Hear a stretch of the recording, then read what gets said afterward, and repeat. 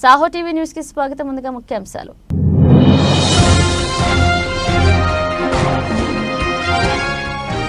America వెళ్లే వారికి alert, కొత్త ఫీజులు రేపటి నుంచే.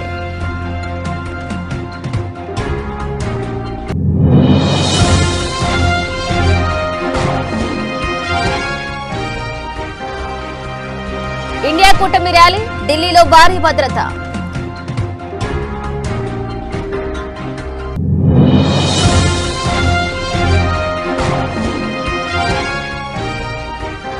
సీఎం జగన్ ఫుల్ ఫోకస్, సంజీవాపురం నుంచి తిరిగి ప్రారంభం కానున్న బస్సు యాత్ర.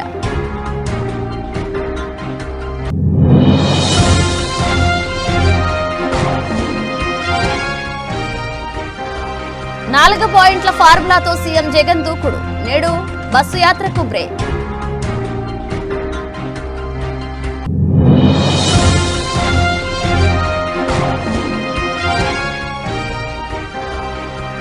జిల్లాల పర్యటనకు బయలుదేరిన గులాబీ బాస్, రైతన్నలతో కేసీఆర్ బిజీ.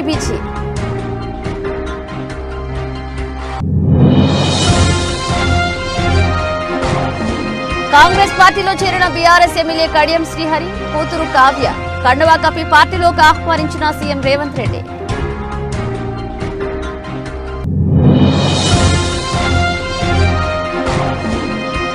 సీజన్లో అత్యంత వేగవంతమైన బంతి, బ్యాట్ పైకెత్తేలోపు దూసుకు వెళ్లిన బాల్, నెట్టింట వైరల్ అవుతున్న వీడియో.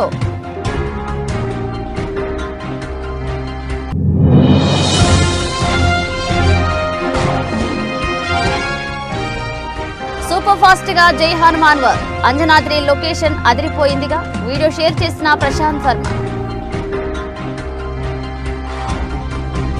అమెరికా వెళ్లాలనుకుని వీసా ప్రయత్నాల్లో ఉన్న వారికి షాకింగ్ వార్త ఇది. ఏప్రిల్ 1 నుంచి వలసేతర అమెరికన్ వీసా కోసం వసూలు చేసే ఫీజుల్లో భారీ పెరుగుదల ఉండబోతుంది. వీసా ఫీజు ఒకేసారి దాదాపు 3 రెట్లు పెరగనుంది. ఈ పెంపు H1B, L1 అలాగే EB-5 వీసాలకు వర్తిస్తుంది.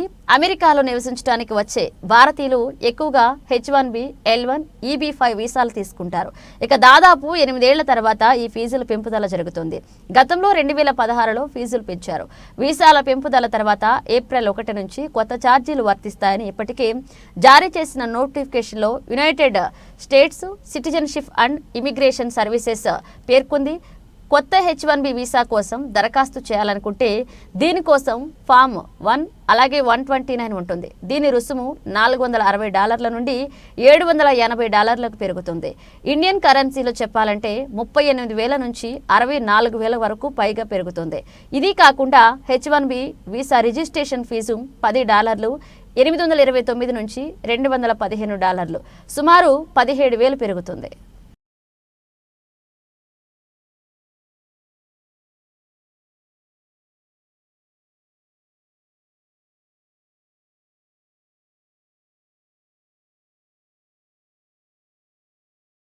రామ్లీలా మైదానం వద్దకు నేతలు, కార్యకర్తలు పెద్ద ఎత్తున చేరుకుంటున్నారని ఢిల్లీ మంత్రి అతీషి అన్నారు.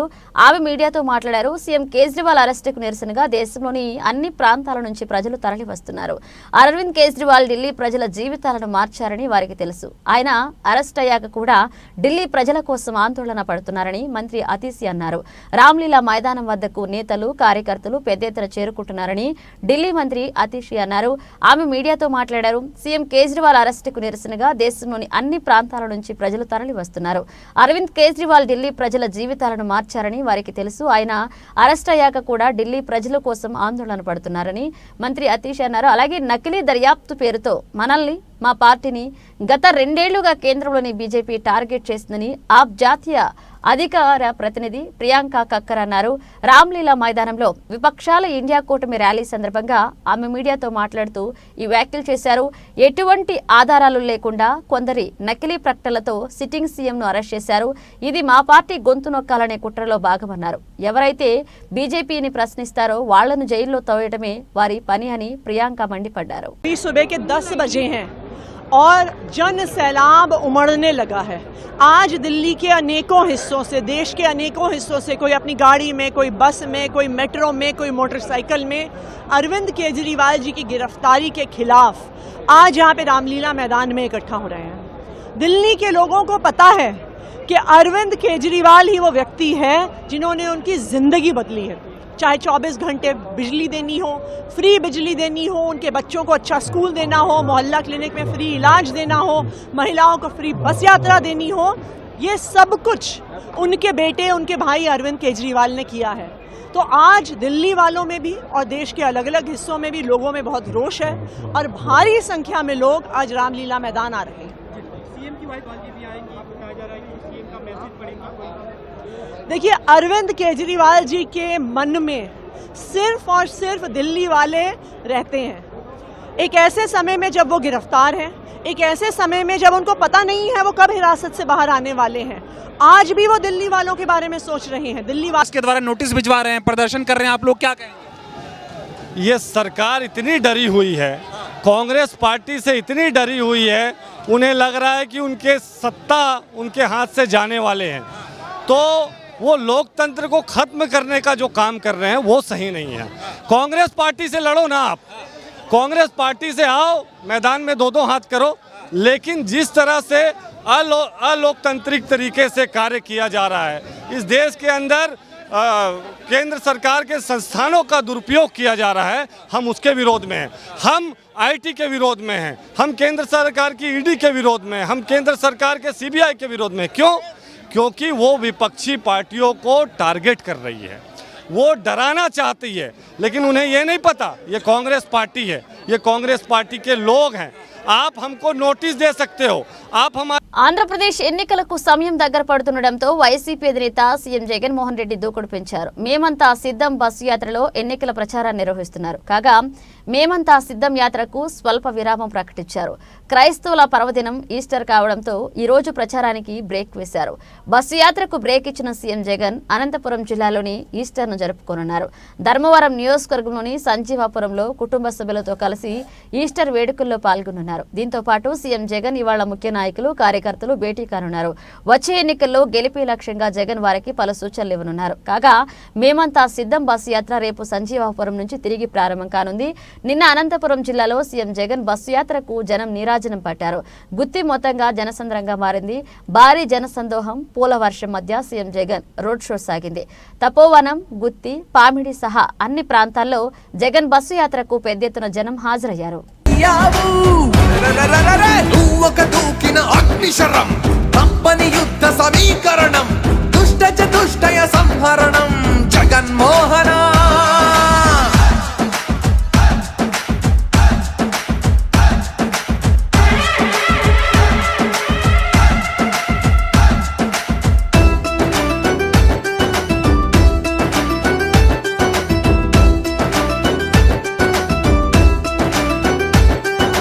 పదవికి ఎక్కిన వేళ ఖజానా ఖాళీగుంటే కరోనా రాష్ట్రాన్నే ఘోరంగా భయపెడితే ధైర్యంతో ప్రజలను కాచి కష్టంలో గట్టెక్కించి రాష్ట్రానికి సంక్షేమం అభివృద్ధే చూపావు. ఆంగ్లం విద్యం దిస్తూ చదువులకే తండ్రయ్యావు, వైద్యం అందిస్తూ నారాయణు. 2019లో ఏం చేస్తామో చెప్పి ఓట్లు అడిగాం, ఇప్పుడు చేసింది చెప్పి ఓట్లు అడుగుతాం. Simple concept, single agenda. సామాజిక న్యాయం చేస్తామన్నాం, చేసి చూపించాం. రైతును రాజును చేస్తామన్నాం, ఆ స్థాయిలో నిలబెట్టాం. ఇలా సాగుతోంది జగన్ ప్రచారం. 4 పాయింట్ ఫార్ములాలో సామాజిక న్యాయం, రైతు సంక్షేమంపై జగన్ చెబుతున్న పిన్ పాయింట్ అంశాలేంటి? సూటిగా సుత్తి లేకుండా 4 మాటలు. చంద్రబాబు 5 ఏళ్ల పరిపాలనలో జరిగిందేంటి? ఈ 58 నెలల్లో తాను చేసిందేంటి? Just 4 point formula. ప్రజల్లో ఎలాంటి కన్ఫ్యూజన్ నింపాలనుకోవడం లేదు సీఎం జగన్. బ్యాంకుకు వెళ్ళండి, అకౌంట్లలో పడిన డబ్బులు చూడండి. 5 ఏళ్లకు ముందు ఇలా డబ్బులు పడ్డాయో లేదో కంపేర్ చేసుకోండి అంటూ చంద్రబాబు పాలన పైన, తన పనితనం పైన క్లియర్ పిక్చర్ ఇస్తున్నారు.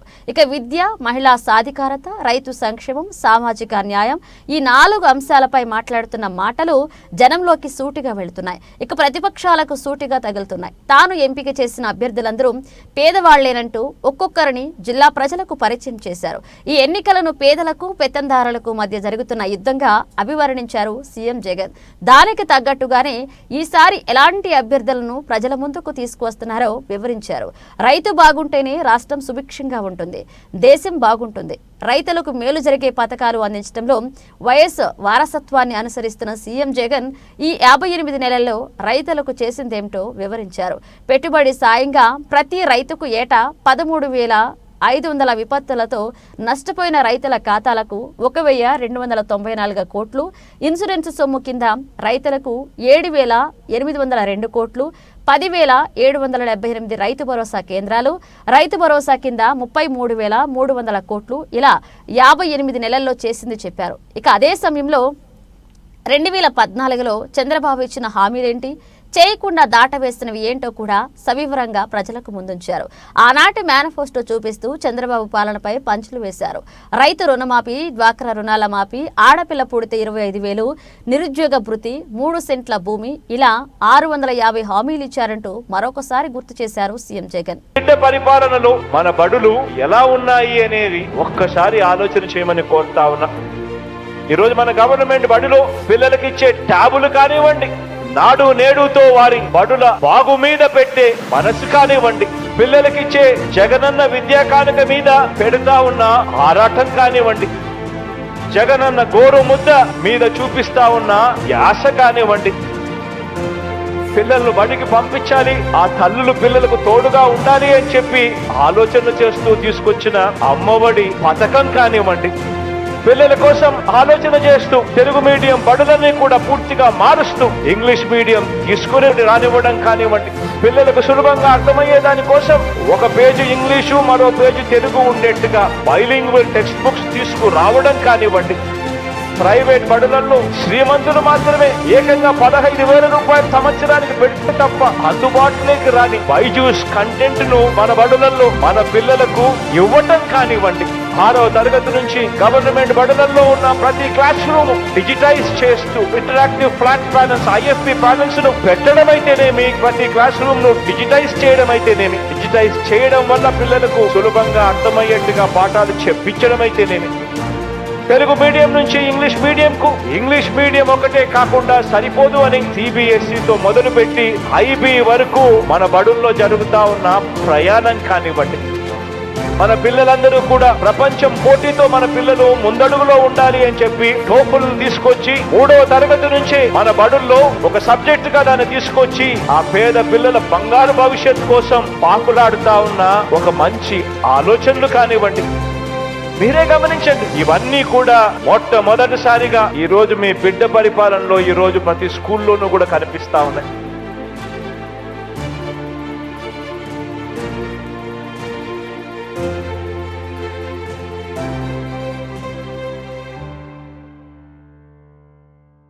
బీఆర్ఎస్ అధినేత మాజీ ముఖ్యమంత్రి జిల్లాల పర్యటనకు శ్రీకారం చుట్టిన విషయం తెలిసిందే. నీళ్లందకి ఎండిన పంటలను పరిశీలించి రైతన్నల కన్నీళ్లను తుడిచి ధైర్యాన్ని నింపేందుకు ఇవాళ క్షేత్రస్థాయి పర్యటన కోసం బయలుదేరారు. కుటుంబ సభ్యులతో దట్టి కట్టించుకుని అభిమాన కార్యకర్తల నడుమ కేసీఆర్ బస్సెక్కి బయలుదేరారు. అయితే నేరుగా జనగామ జిల్లా దేవరొప్పల దారావత్ తాండాకు చేరుకోనున్నారు. తొలుత ఉదయం 10:30 గంటలకు జనగామ జిల్లాలోని దారావత్ తాండాకు చేరుకుని ఎండిపోయిన పంట పొలాలను పరిశీలిస్తారు.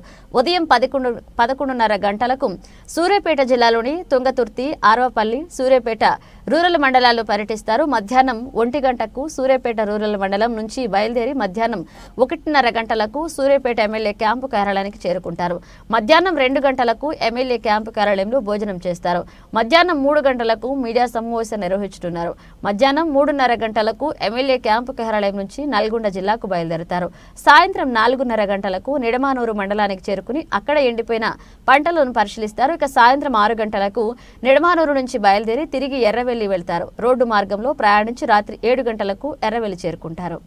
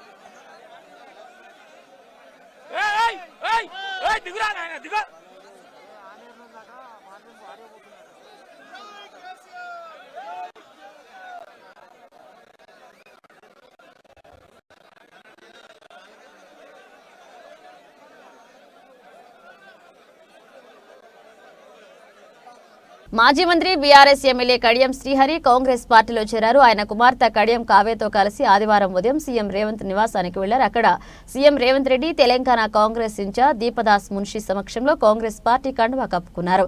వరంగల్ ఎంపీ అభ్యర్థిగా కాంగ్రెస్ పార్టీ కావ్య పేరును ప్రకటించే అవకాశం ఉంది.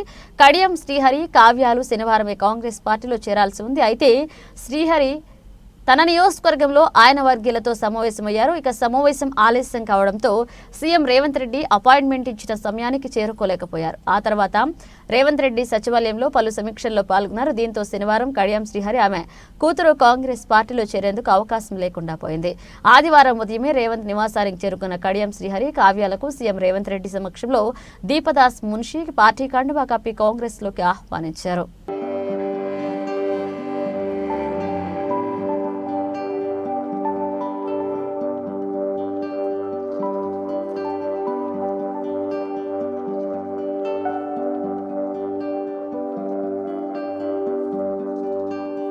ఐపీఎల్ 2024 సీజన్లో భాగంగా శనివారం Lucknow super Giants LSG versus Punjab Kings జట్ల మధ్య మ్యాచ్ జరిగింది. ఈ మ్యాచ్లో సూపర్ జైంట్స్ జట్టు బోణి కొట్టింది. తొలి మ్యాచ్లో రాజస్థాన్ చేతిలో ఓడిపోయిన ఆ జట్టు పంజాబ్ కింగ్స్ జట్టుపై 21 పరుగుల తేడాతో విజయం సాధించింది. తొలుత బ్యాటింగ్ చేసిన ఎల్ఎస్జీ జట్లు నిర్ణీత ఓవర్లలో 8 వికెట్లు నష్టపోయి 199 పరుగులు చేసింది. 200 పరుగుల లక్ష్యంతో బ్యాటింగ్ చేసిన పంజాబ్ జట్టు నిర్ణీత ఓవర్లలో 5 వికెట్లు కోల్పోయి 178 పరుగులు మాత్రమే చేయగలిగింది. ఈ మ్యాచ్లో 21 ఏళ్ల కుర్రాడు అదరగొట్టాడు. ఈ ఐపీఎల్ సీజన్లో అత్యంత వేగవంతమైన బంతుల్లో పంజాబ్ బ్యాటర్లను ఉక్కిరిబిక్కిరి చేశాడు. ఢిల్లీకి చెందిన right arm pacer Mayank Yadav Lucknow super Giants జట్టు తరపున శనివారం ఐపీఎల్లో అడుగుపెట్టాడు. అరంగేట్రం మ్యాచ్లోనే అత్యంత వేగవంతమైన బంతులతో పంజాబ్ బ్యాటర్లకు చుక్కలు చూపించాడు. ఛేదనలో చెలరేగిపోతున్న పంజాబ్ బ్యాటర్లకు కళ్లెం వేసింది మయాంకే. పంజాబ్ జట్టు కోల్పోయిన తొలి 3 వికెట్ల మయాంక్ తీసినవే. యువ బౌలర్ తాటికి బెయిర్స్టో ధావన్ సైతం ఇబ్బంది పడ్డారు. బెయిర్స్టోతో పాటు ప్రభు సిమ్రాన్ జితేష్ శర్మ వికెట్లు సమర్పించేసుకున్నారు.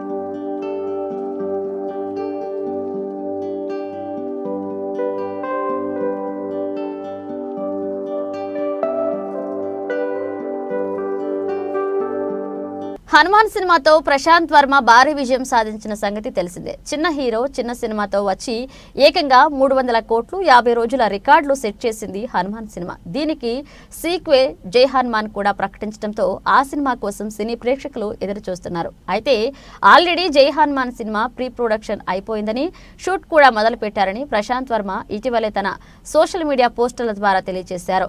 హనుమాన్ సినిమాలో అంజనాద్రి అనే ఊరిని చూపించారు. ఆ పక్కనే నదీ మధ్యలో కొండలు, ఇలా అందమైన లొకేషన్స్ చూపించారు. తాజాగా ఓ వీడియోని తన సోషల్ మీడియాలో షేర్ చేశాడు ప్రశాంత్ వర్మ. ఈ వీడియోలో ఓ నది మధ్యలో కొండలతో కొన్ని పడవలు వెళ్తుంటే చాలా అందంగా ఉంది. ఈ వీడియోని షేర్ చేసి అంజనాద్రి 2.0 అని పోస్ట్ చేశాడు. దీంతో ఇది జై హనుమాన్ లొకేషన్ వీడియో అని తెలుస్తుంది. ఈ చిన్న లొకేషన్ వీడియోతోనే జై హనుమాన్ పై అంచనాలు పెంచేస్తున్నాడు ప్రశాంత్ వర్మ. అయితే ఇది గ్రాఫిక్స్ తో చేసిన లొకేషన్ లా ఉందని పలువురు కామెంట్స్ చేస్తున్నారు. గ్రాఫిక్స్ అయినా అద్భుతంగా చూపిస్తాడు ప్రశాంత్ వర్మ అని పొగుడుతున్నారు.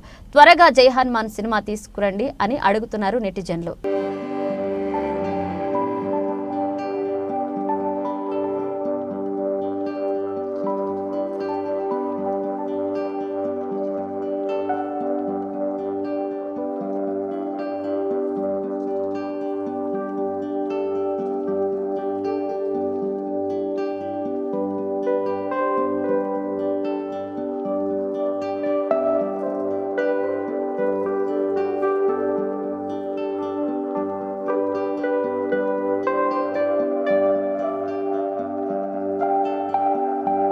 పాపికొండల నేషనల్ అటవీ ప్రాంతంలో అద్భుతం దృశ్యం చోటు చేసుకుంది.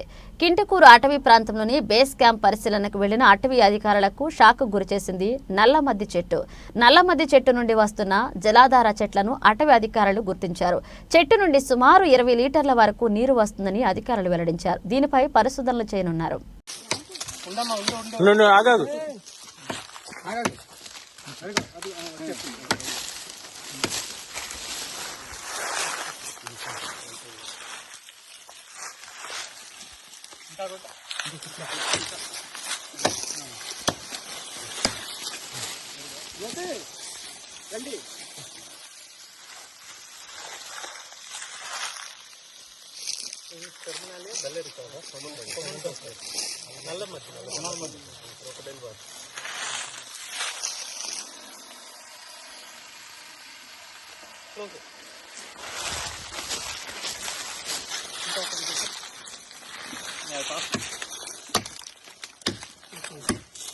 కర్నూలు జిల్లా ఎమ్మిగనూరులో మేము సిద్ధం సభకు వస్తున్న సీఎం జగన్ దగ్గరకు వెళ్లి వైఎస్ఆర్ పార్టీ 5 సంవత్సరాల కాలంలో దళితులకు జరిగిన అన్యాయాల గూర్చి, దళితులు 27 పథకాలు, ఎస్సీ సప్లాన్ నిధులు, ఎస్సీ చట్టాల నిర్వీర్యం గూర్చి వివరించడానికి వెళుతున్న సమతా సైనిక్ దళ్ టీం సభ్యులను అరెస్ట్ చేశారు పోలీసులు.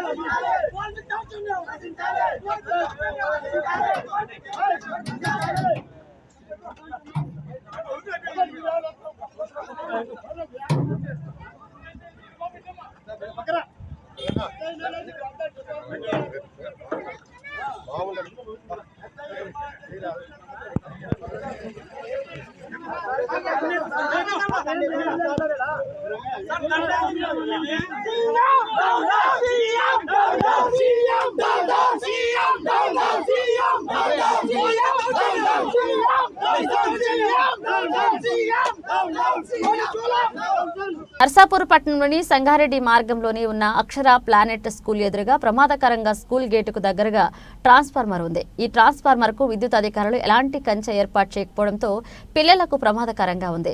ఈ ట్రాన్స్ఫార్మర్ నుంచి పిల్లలకు ఎప్పుడు ఏ ప్రమాదం సంభవిస్తుందో అని విద్యార్థులు, తల్లిదండ్రులు భయాందోళన చెందుతున్నారు. ఈ పాఠశాలలకు పిల్లలను పంపాలంటేనే విద్యార్థుల తల్లిదండ్రులు జంకుతున్నారు.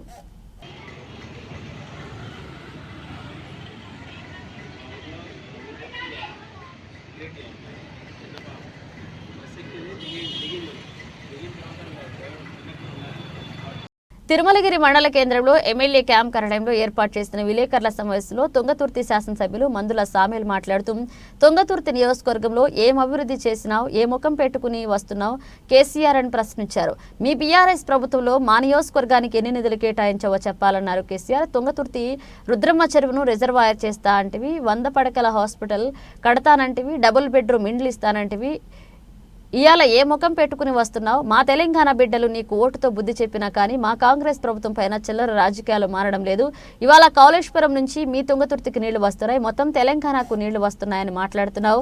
నీ ప్రభుత్వంలో కాళేశ్వరంపై లక్షల కోట్ల అభివృద్ధి చేసి మేడిగడ్డ బ్యారేజ్ను 3 ఏళ్లకే కురింగిపోయేటట్లుగా చేస్తే నీళ్లు నిల్వ ఉంటే బ్యారేజ్ కూలిపోతుందేమోననే భయంతో అక్టోబర్ నెలలోనే నీళ్లు వదిలేశారన్నారు.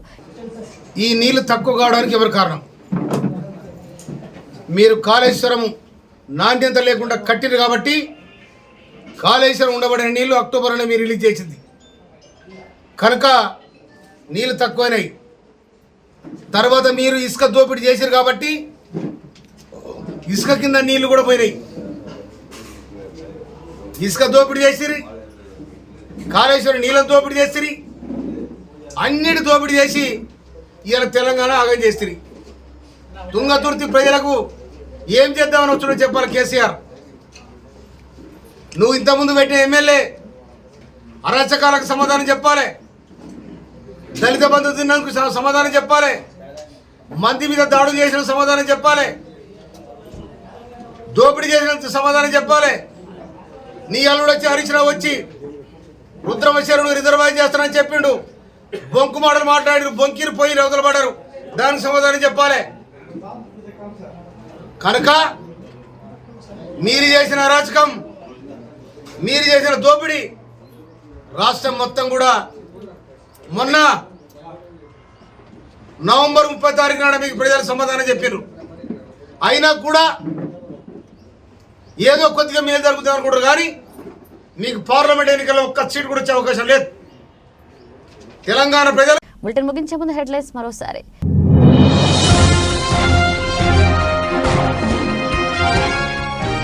అమెరికా వెళ్లే వారికి అలర్ట్, కొత్త ఫీజులు రేపటి నుంచే.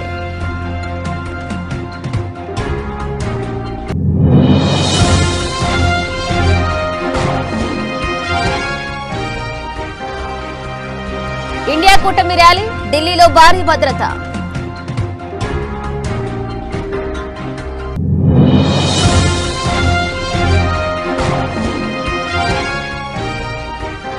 సీఎం జగన్ ఫుల్ ఫోకస్, సంజీవాపురం నుంచి తిరిగి ప్రారంభం కానున్న బస్సు యాత్ర.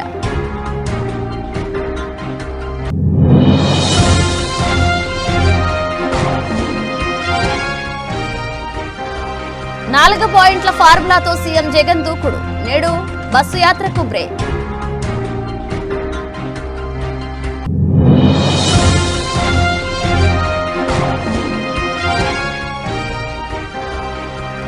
జిల్లాల పర్యటనకు బయలుదేరిన గులాబీ బాస్, రైతన్నలతో కేసీఆర్ బిజీ.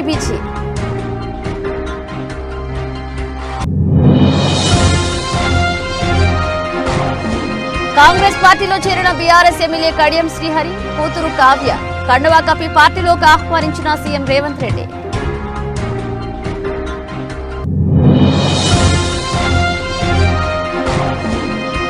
సీజన్లో అత్యంత వేగవంతమైన బంతి, బ్యాట్ పైకెత్తేలోపు దూసుకువెళ్లిన బాల్, నెట్టింట వైరల్ అవుతున్న వీడియో.